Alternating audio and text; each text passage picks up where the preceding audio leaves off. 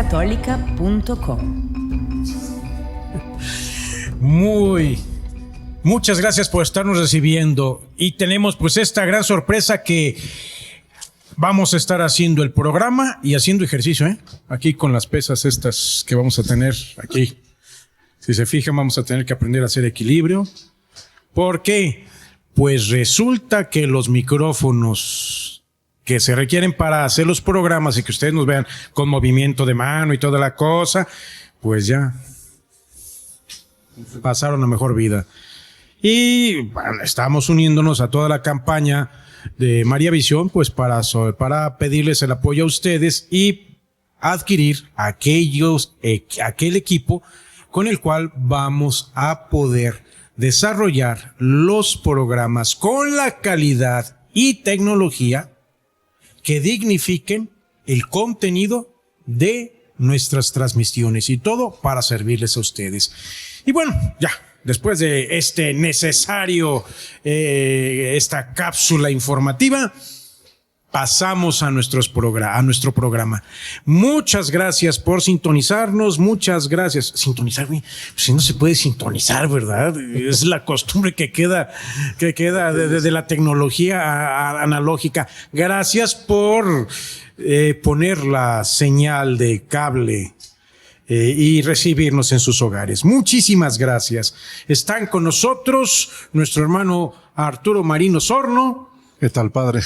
Arnold. Y nuestro hermano Arnold Omar Jiménez. Padre, gracias por Arturo, estar con nosotros aquí. Gracias a ustedes. Bien, ustedes lo han solicitado, ustedes lo han pedido. Hace 8 días, en la retransmisión de un programa que ya habíamos grabado, les habíamos dicho que íbamos a entrar en las diferentes dimensiones de los diferentes ámbitos de santidad, o más bien, en los diferentes aspectos en la vida donde tenemos la oportunidad de caminar, de crecer, de formarnos en y para la santidad. En los programas anteriores nos habíamos sumergido en las diversas áreas, en las diversas dimensiones de la intimidad marital. Y ustedes se dieron cuenta que la intimidad marital en esta triple dimensión no conduce a otra cosa más que a la práctica de la santidad. Y tiene una finalidad esta praxis de la santidad: ser la base, la piedra angular para la santidad, a su vez, de el núcleo fundamental de toda la sociedad, que es la familia. La familia, al ser el núcleo, la base y fundamento de toda la sociedad, ha de repercutir en todos los aspectos de la misma, pero sobre todo en algo que nosotros hemos dejado tradicionalmente de lado. ¿Por qué? Porque es complejo, porque es denso, porque la vivencia de lo que vamos a presentar es ardua, exige un proyecto a largo plazo, exige cumplir el cultivar el bien arduo, el bien difícil, el bien a muy largo plazo, el bien que se lleva generación tras generación. Esto es, hemos de mirar la dimensión social de la familia. Pero para poder mirar la dimensión social de la familia, esto es, cómo la familia toca todos los aspectos de la sociedad y los trastoca y los modifica y está llamado a transformar positiva y propositivamente todos los ámbitos de la sociedad misma, pues necesitamos primero conocer y entender la situación actual de la familia. Y en esto, pues el expertazo es nuestro hermano Arnold. Gracias por estar con nosotros. Y Arnold, ¿cómo podríamos mirar hoy a la familia? O lo suelto como lo quieren decir actualmente, como insiste decir, a las familias. ¿Se puede decir así? ¿Las familias? Pues depende de qué entendamos por las familias. Si serán como el plural de la familia, pues no hay ningún problema, pero si es la connotación ideológica de distintas formas de familia, bueno, pues me parece que es inadecuado, ¿no? Porque justamente por el contenido ideológico y porque eso trastoca a la sociedad. Si al final del día el tema de la familia no es un tema religioso, no es solo un tema religioso, no es un tema que le interese solo a la iglesia por ser iglesia, es un tema que le debe interesar a la sociedad. O sea, el Estado tiene que cuidar la familia. Necesita estar interesada, ¿no? A final de cuentas, hoy lo que vivimos en México no es sino el reflejo de cómo están nuestras familias. Por eso tan importante esta dimensión social de la familia. O sea, tú volteas a ver a todos lados, no me gusta cómo están las cosas, no me gusta la inseguridad, no me gusta la pobreza, no me gusta cómo estamos viviendo. Pues tendremos que voltear a ver a nuestras familias porque de ahí salen los ciudadanos. No brotan por generación espontánea. Sí, claro. Y, diría el arzobispo emérito de Guadalajara, el cardenal Sandoval, decía él una frase que a mí se me hace muy significativa, muy sencilla, pero muy significativa. Dice, pues es que el cucharón saca lo que la olla tiene. Sí, es cierto. ¿No? Sus entonces, famosos dicharajos rancheros tan acertados. Así es. Entonces no puedes exigir una sociedad sana, participativa, plena, plural, tolerante, unida, un tejido social sólido. No. Si las familias están por la calle de la amargura. Así ¿no? es. Si las familias, el conjunto de familias está por la calle de la amargura y sobre todo, si quieres segmentar el entendimiento de familia, pues dices, ¿cómo? Sí. ¿Cómo segmentas el...? Es como decir, el ser humano lo segmento en multiplicidad de tipos de ser humano, de esencias de ser humano. Pues eso es imposible. El ser humano tiene una esencia, tiene una naturaleza. Es como querer decir que el ser humano tiene muchas naturalezas. No, tiene una sola. Y si le quieres segmentar luzcatólica.com a multiplicar naturalezas, pues no. Sí. Digo, ya nos fuimos creo yo, al fondo de la cuestión. Realmente el tema de la familia es un tema antropológico. Sí. Yo siempre he creído que el gran problema que estamos viendo hoy, más allá de los derechos que consideramos no son derechos, que de hecho no lo son, más allá de muchas cosas, el tema es un tema antropológico. O sea, la discusión es antropológica. ¿Quién es la persona humana? ¿Cómo entendemos a la persona humana? Antes, cuando hablamos de que no son derechos, hay que definir. No son derechos, son antojos, son gustos, son caprichos. No le pongamos, la actitud puede ser caprichosa, pero dejémosle en antojos y gustos y fantasías. Lo que pasa que, bueno, pues las puedes tener, ¿verdad? Pero no las puedes imponer como un derecho. Porque llámalo como es.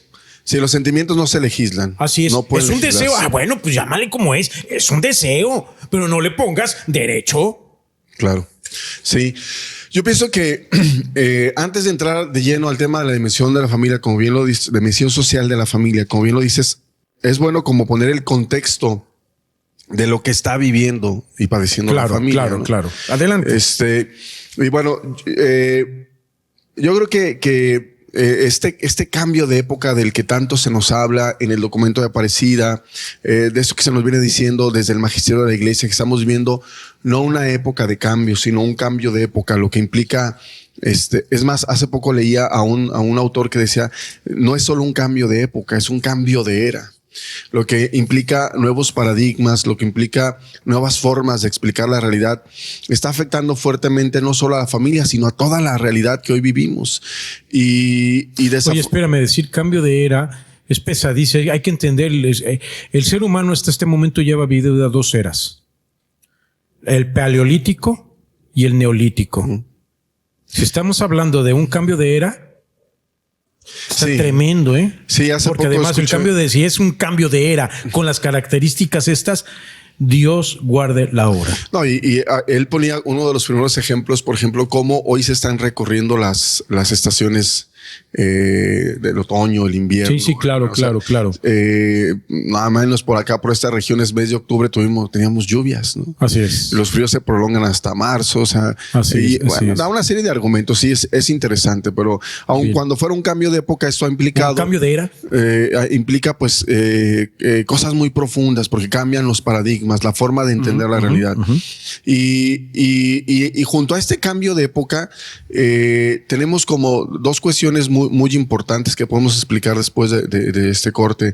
La primera es la influencia de un marxismo ideológico, de un comunismo, de un marxismo ideológico que ha sido llevado al ámbito de la sexualidad humana y que hoy conocemos como ideología de género, y la influencia de un capitalismo neoliberal exacerbado que también influye en todas estas políticas que hoy vemos y que se nombran como derechos. Entonces, como que la familia está viviendo o está cruzando la tormenta perfecta. El cambio de época, la influencia del marxismo ideológico, del neoliberalismo más burdo, más radical, más salvaje, y entonces se encuentra la tormenta perfecta, como aquella famosa película. Sí. Y entonces en esas aguas está navegando la familia. Y esto realmente pone las cosas complicadas para quienes creemos que es importante promover y defender a la familia. Esto lo podemos mirar en la vida cotidiana de situaciones en hogares donde comúnmente estaban con mucha solidez y resulta que en su prole, en sus hijos, aquello se mueve completamente y los papás no saben por dónde conducir.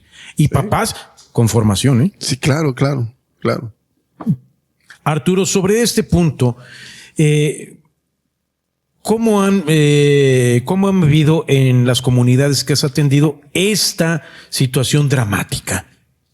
Bueno, sí, padre. Ante todo, encontramos un problema centrado en el relativismo moral, primero.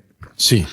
Al no tener ya una precisión clara de la moral de una persona y de ahí compartir el vínculo más sensible del tejido social, que es la familia, entonces encontramos un ser humano que está en vía, en crecimiento, que no puede distinguir lo que debe de hacer y lo que no debe de hacer. Y por lo tanto va creciendo sin unos límites que como ser inteligente necesita tener para llevar a cabo unos actos en la moral correctos, para poder llevar a cabo entonces un crecimiento desde la familia para toda la sociedad. Y otro aspecto también fundamental que yo observo es un activismo en la familia. Un activismo que nos saca de la esencia, porque finalmente, ¿para qué tantas horas trabajo yo? Pues se supone que para los que amo, que no les falte nada, y lo primero que falta es mi persona. Wow, y esto produce algo muy grave que se llama crisis existencial. Wow. Y es el activismo del papá que no está y del hijo que va a todas cosas, al karate, al fútbol. Una idea tan rara que tenemos de querer hijos perfectos, que todo lo sepan, que todo lo puedan y que estén metidos en talleres, pero no estamos con ellos. Sobre este punto, sobre esta exacerbación que se da con un montón de información, pues en realidad encontramos que hay una deformación de la familia. Para poder tocar los puntos deformantes, pues hay que conocerlos. Y eso veremos en el siguiente segmento. ¿Cuáles son las cosas que en específico están deformando la familia y la idea de familia? Lo vamos a ver aquí, entre el mito y la doctrina. luzcatólica.com. Gracias por seguir con nosotros, gracias por abrirnos las puertas de su hogar. Comuníquense, escríbanos en nuestro correo electrónico mitoydoctrina@mariavision.com. Y también entren a nuestra página de Facebook, Entre el Mito y la Doctrina. Ahí todos estos temas se seguirán profundizando. Ahí con más calma podemos contestar sus dudas, sus inquietudes, sus preguntas. Mandamos un enorme saludo a nuestro hermano Pepe Nava. Ahora anda por esos rumbos de las Californias. Anda por ahí propagando el evangelio. Recuerden, no crean que no porque no lo vean está en el equipo, todo lo contrario, es parte del staff que está armando toda la formación, toda la información con la cual nosotros podemos dar estas charlas, estos elementos informativos, lograr todos estos tópicos.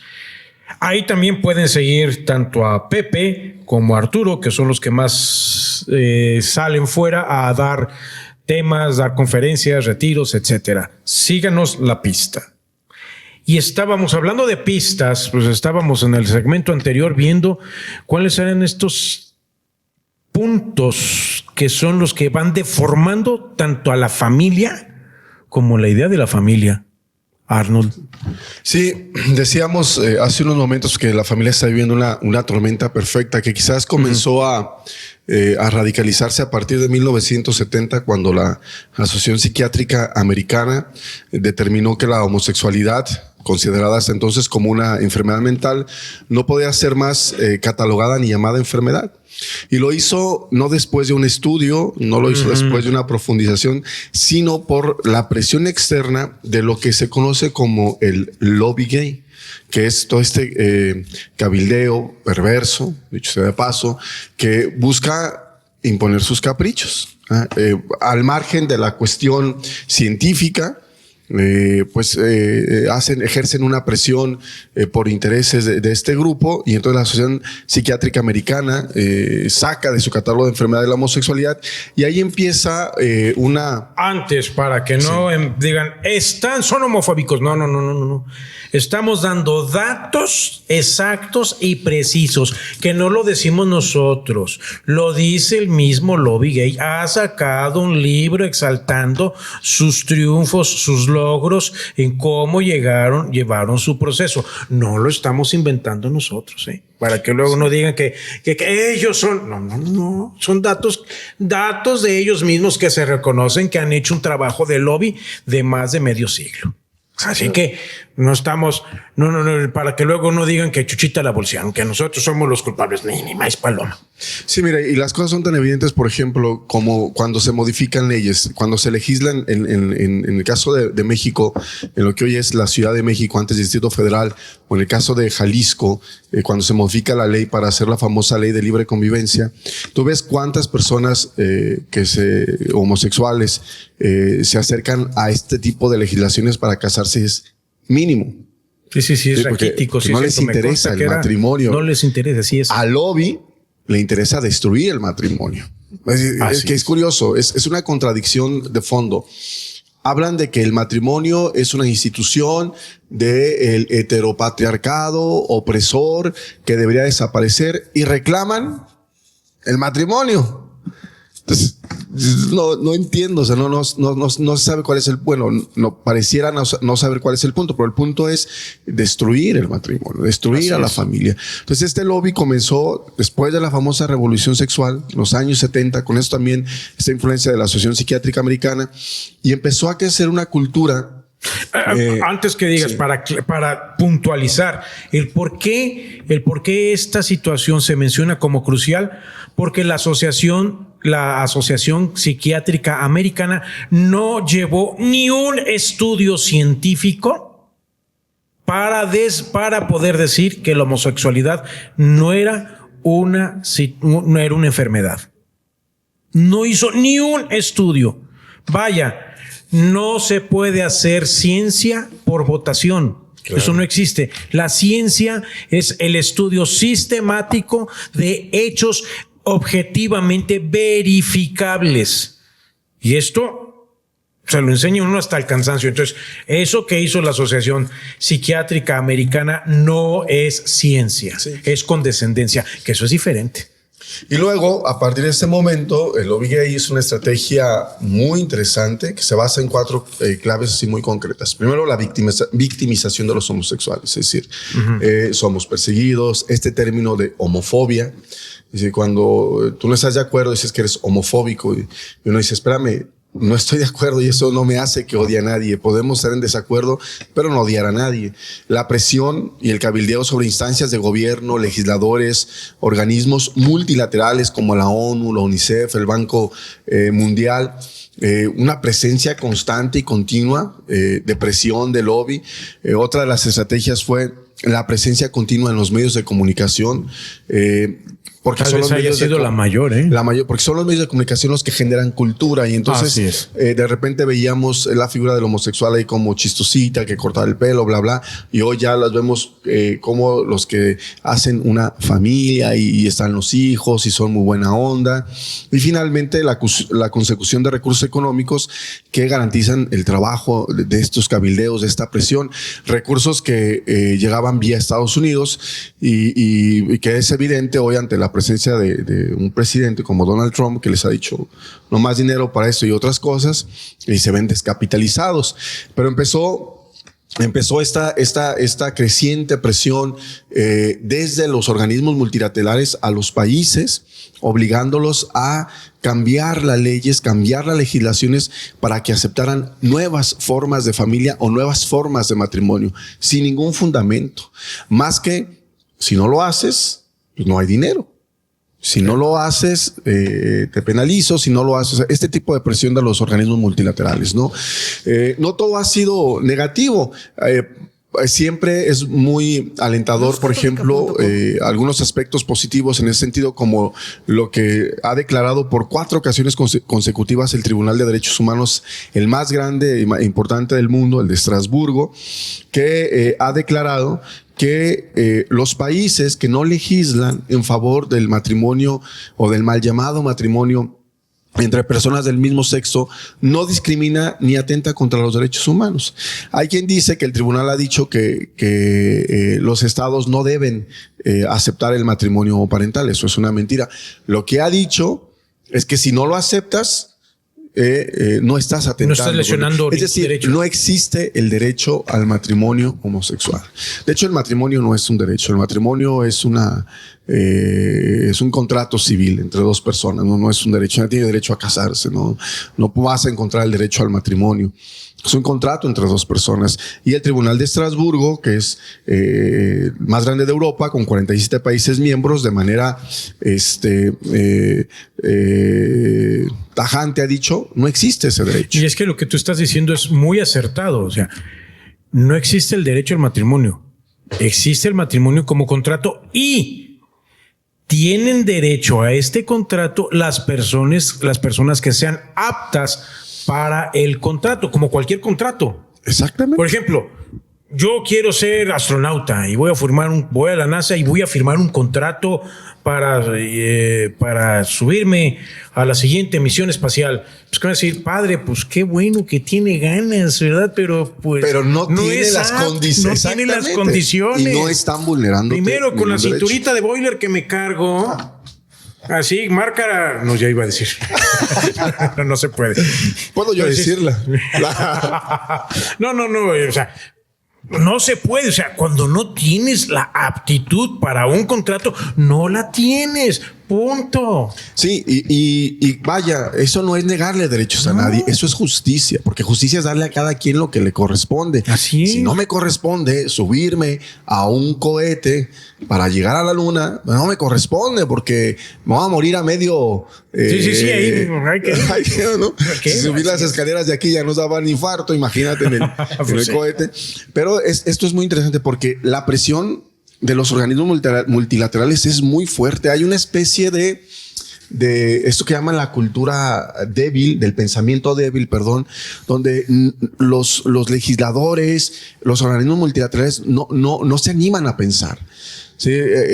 Aceptan todo lo políticamente correcto, no se atreven a debatir. Y cuando uno busca el debate se cierran y entonces tachan de fobias, porque si tú eres fóbico, entonces tú no puedes entrar al debate. Y entonces como tú tienes pensamiento fóbico, pero además religioso, entonces te sacan del debate. Y la presión que ejercen es muy fuerte. Es esto que el Papa Francisco llama de manera brillante, creo yo, el colonialismo ideológico. Sí, claro, claro, totalmente. Totalmente. Que tiene pues esta fuerte influencia de la ideología de género. La ideología de género que no es otra cosa que la dialéctica marxista llevada a la sexualidad humana. Esta lógica de los contrarios, de los opuestos, donde el hombre es enemigo de la mujer es enemigo del hombre. Pensador marxista, Engels, lleva esta lógica de la dialéctica marxista, que primero que estaba en la economía, lo lleva a la familia. Dice, el hombre oprime a la mujer, se nota que no era casado.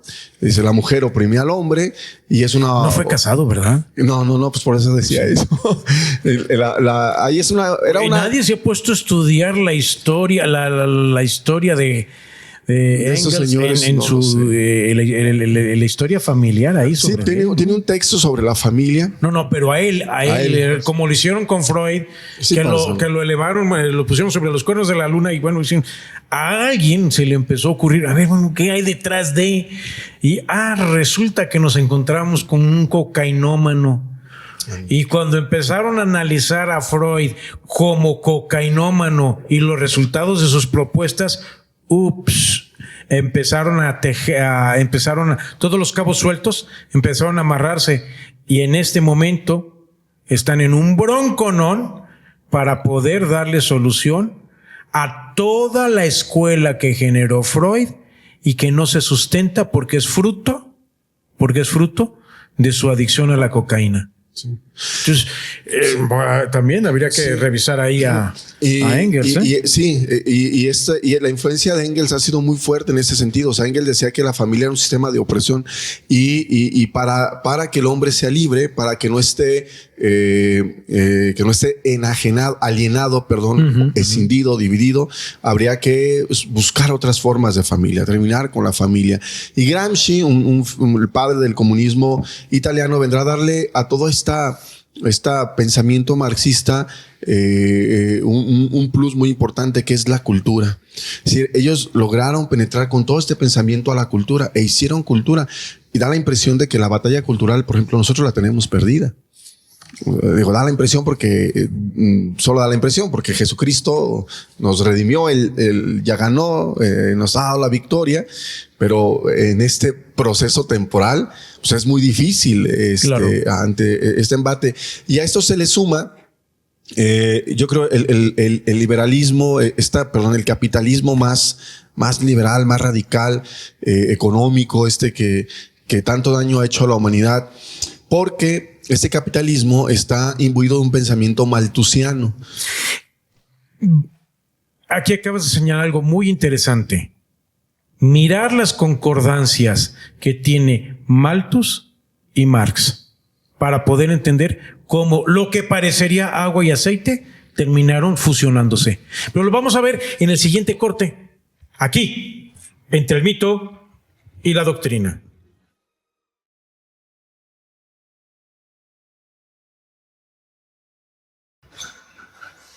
Pues está bueno esto. Está bueno en cuanto a interesante, no en cuanto a positivo. Y eso hay que entenderlo. A ver, Arnold, ¿cómo podemos entender? Vamos viendo la teoría de malthusiana y este inesperado maridaje que hace con la ideología marxista, que es tremendo.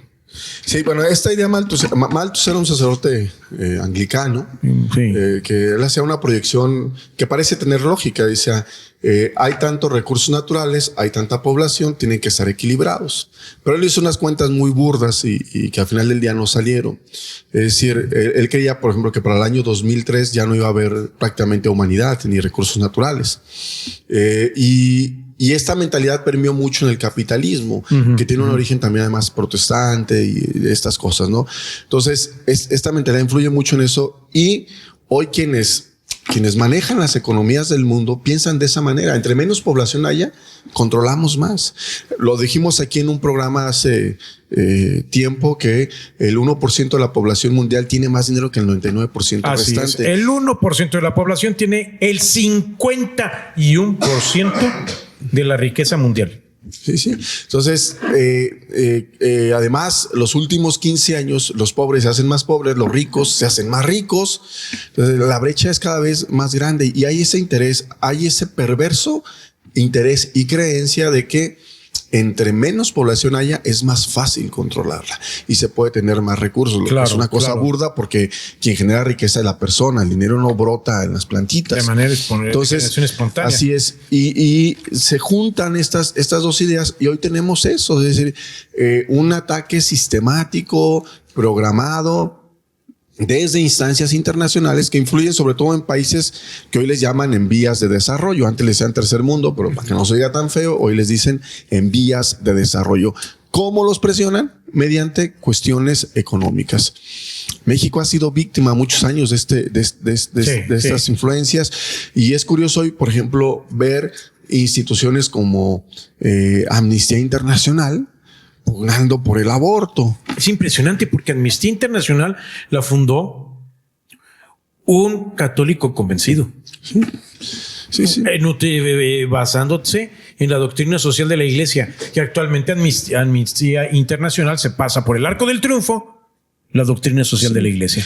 Digo, harán cosas muy positivas. No queremos decir aquí que toda la ONU sea demonio, pero tienen por prioridad algo que contradice totalmente el espíritu original para lo cual fueron fundados. Sí, además, eso sí es cierto. Documentos importantes, declaraciones de la misma ONU, la Declaración Universal de los Derechos Humanos, el Pacto de San José, sí, Costa Rica, y se pasan sobre todos esos tratados y empiezan a vulnerar, incluso la idiosincrasia de las naciones, de los pueblos. Por eso el Papa insiste, esto es un colonialismo ideológico, claro. Así como un colonialismo económico hace años, llegaban las grandes naciones y destruían todo. Hoy destruyen la identidad, pretenden destruir la identidad, la idiosincrasia, los valores de cada nación supeditados a los intereses de algunos cuantos. Por ejemplo, el concepto género que tan discutido, tan debatido, nunca nos dijeron a los mexicanos, nunca nos explicaron cómo de repente los documentos oficiales pasan de tener sexo a género. Es decir, sexo masculino, femenino a género, sexo masculino, femenino, otro. A ver, ¿cómo entienden la palabra género? El género es un accidente gramatical. Sí, no es una identificación de la persona, es un accidente gramatical. Podemos aceptar que haya construcciones culturales sobre el ser hombre y ser mujer, pues desde luego que la hay, pero eso no puede negar la naturaleza humana, la cuestión biológica. O sea, la biología no la podemos negar y el problema es que cuando se niega la biología, luego tienes cosas burdas como Maureen A. Welby, un austriaco de origen sueco que fue el primer hombre en ser declarado de género neutro. Ella, él, sí, algo así. Sí. Neutro, ¿cómo? O sea, ¿cómo en la naturaleza humana puede haber algo neutro? Sí, porque además su definición lo hacen que lo veas hombre, mujer, hombre. No es pues una u otra cosa, una mezcla, pero no puede ser neutro. Sí, neutro es ausencia de. Sí, es que mira, aquí el problema de fondo es que cuando todas estas ideologías las aplicas a la realidad, armas un desorden terrible. Te pongo otro ejemplo, alemán de nombre Sten Funk, o no sé cómo se pronuncia, pero algo así se escribe, de 54 años, que un día amanece y dice, yo no soy Sten Funk, supongamos que se pronuncia Sten Funk, ¿no? Y dice, soy Sten Fonka, pero no cualquier Sten Fonka, soy Sten Fonkita, es decir, dijo, no soy un hombre, soy una niña, pero una niña de 5 años. Sí, no recuerdo bien su nacionalidad. Un monote de casi 2 metros. Así es, que luego encuentra a alguien como él, yo supongo, que dice, pues nosotros te adoptamos. Y el Estado le reconoce que tiene 5 años y que es una niña, pero además le subvenciona, le da dinero porque no se puede mantener. Y dejó tirados, literalmente, 4 hijos y una mujer, que no recibe nada del Estado porque él tiene el derecho a sentir lo que él quiera. Por eso decíamos aquí, es que los sentimientos no pueden ser legislados. El matrimonio es una institución de interés social. Lo que yo sienta por un hombre no es de interés social, porque no le deja nada al Estado, a la sociedad, no le beneficia. Tú puedes sentir lo que quieras. Finalmente, ese sí es tu derecho. Sentir lo que se te pegue tu gana. Tienes la posibilidad de hacerlo, ¿no? Pero, pero eso no lo puedes llevar a las leyes porque luego armas un desorden y cosas raras que han pasado, como alguna vez escuchaba en un noticiario aquí hace algunos años, la noticia, el primer hombre embarazado. Caray. Y entonces te metes a investigar y resulta que él no es él, es ella. ¿Ya? Y él, que no es él sino ella, se encontró con una ella que no era ella sino él.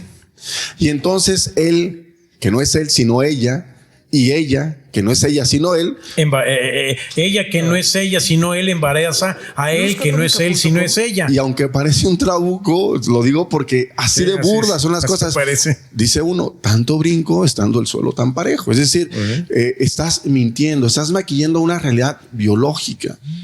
Y entonces, pues esto nos complica, en la realidad lo complica, porque además imagínate, un proceso legal, iba a decir, bueno, pero suponiendo que el padre Pedro Jaime cometió un delito, y dice, yo pues ya no soy Pedro Jaime, soy Pedrita, y voy y hago mi trámite, y cambio, y pido ser llevado a una cárcel de mujeres, que dicho de ese de paso, ya pasó. Sí, ya pasó, y en Inglaterra. Con consecuencias terribles. Entonces, es que vulnera la realidad humana. O sea, y por eso digo, hay gente que dice, es que, ¿por qué están en contra de ellos? Y yo siempre he dicho, es que, a ver, no estamos en contra de las personas. En el debate público hablamos de leyes y estamos en contra de la legislación, pero además no solamente puedo estar en contra, es mi obligación. O sea, yo puedo participar como ciudadano y decir, no estoy de acuerdo con esta ley, a la persona la respeto. Pero además como iglesia tenemos que tener una propuesta para ellos. Eso será cuestión de otro tema que habrá que buscar ya lo veremos en el desarrollo de la dimensión de esta dimensión de el ámbito social, de la dimensión social de la familia. Y digo, bueno, pues, pero no es estar en contra de ellos, estar en contra de legislaciones que vulneran la estabilidad de la sociedad. Claro. Y además que podemos expresarnos en contra de ello, ¿no? Y esto nos lleva, entonces, tendremos que mirar a detalle cómo ha repercutido en nuestra América Latina, nuestra. Pero eso lo veremos ya en los siguientes programas, que esto es fundamental porque tiene que incidir en la dimensión social de la familia. Y bueno, Arturo, finalmente, ya con esto concluimos este primer programa. Desde la mirada de la fe, ¿cómo observamos pues ese tremendo desmargallate que está pegando directamente a la sustancia misma que le da identidad al ser humano? Bueno, padre Arnold, yo creo que hay algo que hay que decir después de todo este caminar en la historia de los signos de los tiempos que nos está tocando vivir. Sin lugar a dudas, hay una ceguera en la familia. Si hay ceguera, no se puede mirar. Y entonces, ¿cuál es el antídoto? Necesitamos tomar esa doctrina santa de la iglesia que se conoce como doctrina social de la iglesia. Sí, sí. Porque entonces a través de esa doctrina social es como yo voy a poder ver desde la fe, desde la voluntad divina, desde lo que dice el magisterio, los signos de los tiempos, y entonces poder llevar a cabo la estructuración de mi familia entre esta tormenta dentro del orden que Dios establece. Porque entonces podemos sintetizar que hay dos problemas primordiales, ¿no? La fractura del ser del hombre en su profundidad, en su esencia, y un problema originado por los factores de la producción. Claro. Entonces tenemos un aspecto sumamente materialista, centrado en los elementos del mercado, de oferta, demanda, cuidado, porque entonces yo puedo dejar de ser Arturo y convertirme simplemente en un producto. La pregunta es, para cerrar, ¿queremos dejar a nuestros hijos esto? ¿Queremos que ellos que amamos sean un producto? ¿O ese ser creado a imagen y semejanza de Dios?